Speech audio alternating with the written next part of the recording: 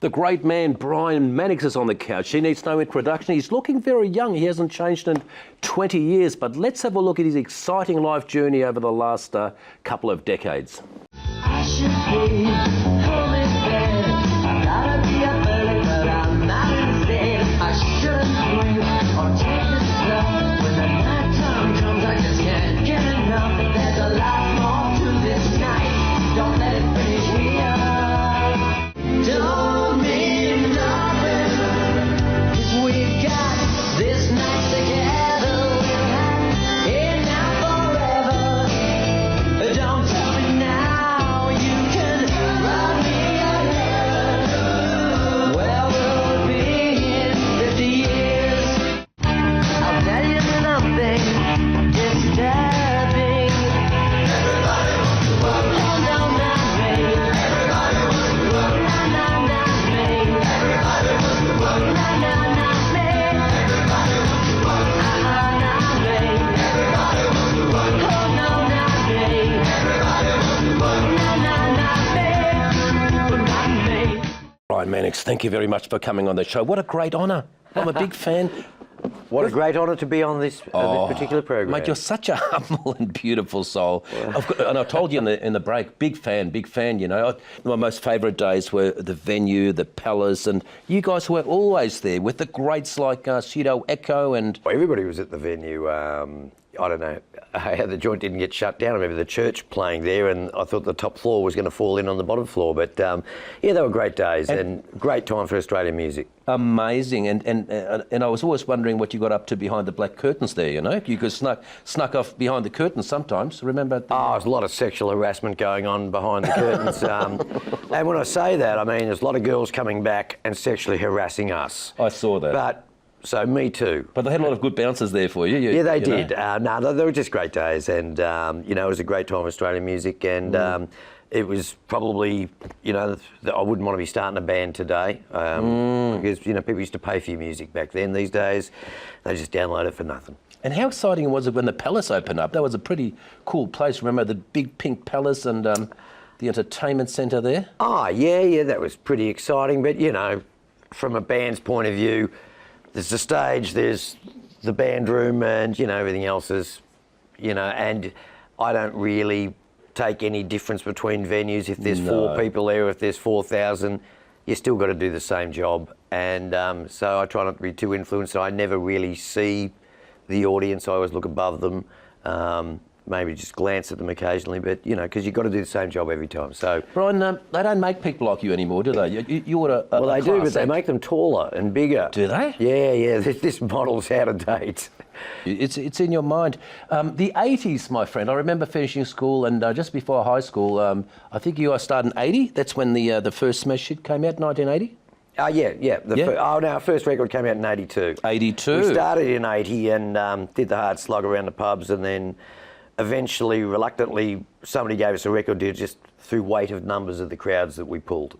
Amazing. And just to refresh the Australian viewers' memory, what are your favourite hits off the Uncanny X-Men? My favourite songs are probably not the singles. But, you know, 50 Years and Everybody Wants to Work is obviously the ones that everybody remembers us for. Party was a pretty good song. But I like some of the... you know, How Do You Get Your Kicks did very well. You know, I think we had 12 or 14 charting singles, but I kind of like our B-sides the best, because on our B-sides we do, let's do a country and western song. Let's do Piss Take of a heavy metal song. And I think the Uncanny X-Men's B-sides, we just relaxed and we just had fun, and they were, to me, a lot more fun, and they're my favourites. Brian, how did the boys get together? All good mates from school, or...? Well, yeah, me and the original bass player went to primary school together, and then he went to a different school to me, and he met Rockin' Ronnie Gonzo. So he got into the band, and then it just kind of evolved. But we, you know, basically just a group of friends, and then people joined and left along the way. So, yeah. 87's when it all sort of, you decided to go your own ways? Yeah. What was the discussion in the... when you guys got 87 together? was the end of the 80s. They talk about decades starting in, you know, 80 to 90. They don't. And 87 was the end of the 1980s, because 87, the stock market crashed, Countdown finished, radio decided they were going to be adult-orientated rock. Now, what a load of crap that is. Adult-orientated rock. Rock is about youthful exuberance and, you know, just doing stuff. Adult is the opposite of that. So adult-orientated rock. So we got all this crappy Michael Bolton and Phil Collins crap. That was the death of the 80s. Everybody stopped having a lot of money because the stock market crashed. Countdown finished.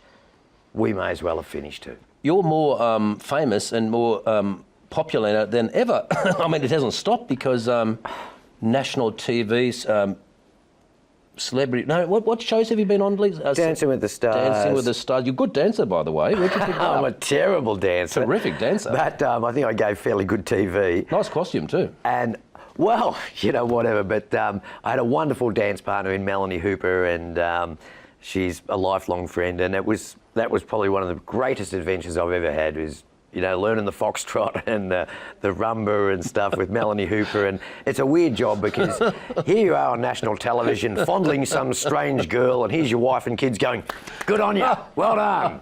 You know, how could you not like a job like that? I'll just go on national television, give this girl a grab on the ass, and guys applaud me. No, How many weeks did that last for? It wasn't well, easy. I did really well. For such a bad dancer, it goes for 10 weeks.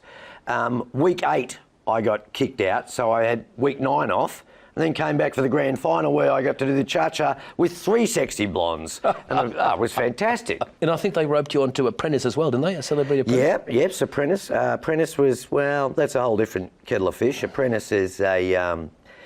It cultivates the worst in human nature under the umbrella that we're raising money for charity. But really, all I want to do is see people crack 'em, cry, scream, and bitch amongst each other. And they do things like wake up at 4:30 in the morning to do nothing. If you're an actor and they treated you the way they did on that show, you'd be on strike saying, no, you can't do that. But because it's a reality show, they get away with it. That show Unreal that's on Stan, have a look at that, because it's not reality TV, it's manipulative TV. Whereas Dancing with the Stars, they wanted you to be good. Celebrity and Apprentice, how am I going to beat Prue McSqueen? She's had 3 arguments, she's cried 5 times today. She's given them in bucket loads what they want. So they're going to sack me because I'm trying to be nice to people. I'm not going to dish, you know, all these legends of Australia, you know, like Dermot Brereton, Dawn Fraser. What do you say? Ah, she's a bitch. Oh, Jeff Fennige's a soft prick. You can't do that. So, you know, I had respect for these people, and they want me to diss them. So, you know, I wasn't surprised that I got kicked off the show fairly quickly.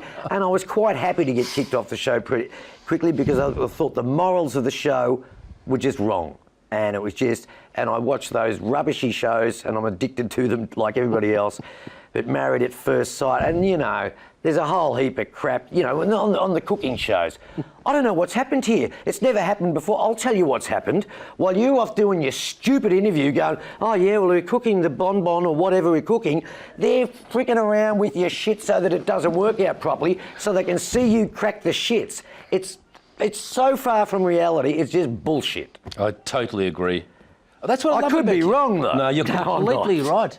We had Sam Newman on here a couple of weeks ago, and that's what I like about him and you. You say it the way it is. It's not so sugar-coated. Let's have a look at a clip of some of the great days. Every hour, I'll need to call you. Even now, I need to stalk you. I was in jail, now I'm free. So there's nothing gonna keep you from me. 'Cause you got it, and I want it every day. Don't change me, don't change a thing. Don't change me, don't change a thing. Brian, what a great time to grow up, the 80s. Did you ever meet Michael Hutchence, the great man? Yeah, I don't think he liked me at all. Why? Well, I kept beating him in the polls, in the Smash Hits Readers poll. Best lead singer in the world, Brian Mannix. Worst lead singer in the world, Brian Mannix. But, you know, it's got to balance things out. But I remember one of his comments was, I would have thought people were tired of blonde, fluffy things.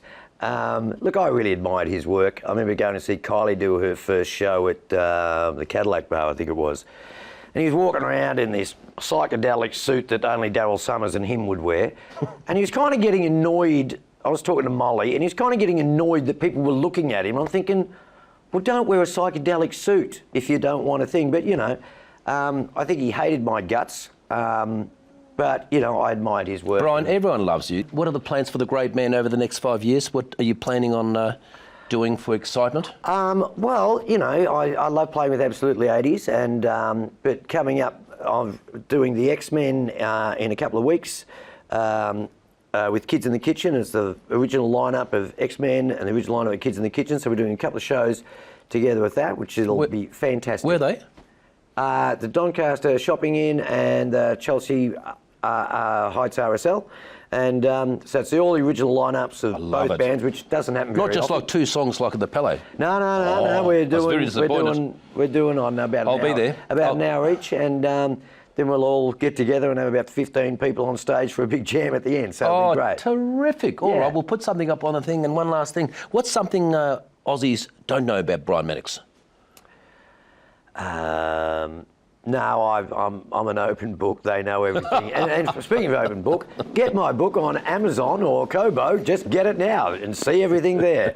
But come on down and see the Uncanny X-Men and Kids in the Kitchen. It's been a great pleasure, Brian. That'll be great. Thank you so much for making time for us, and thank you very much for watching. Rosie Posey will be on very shortly. Don't go away.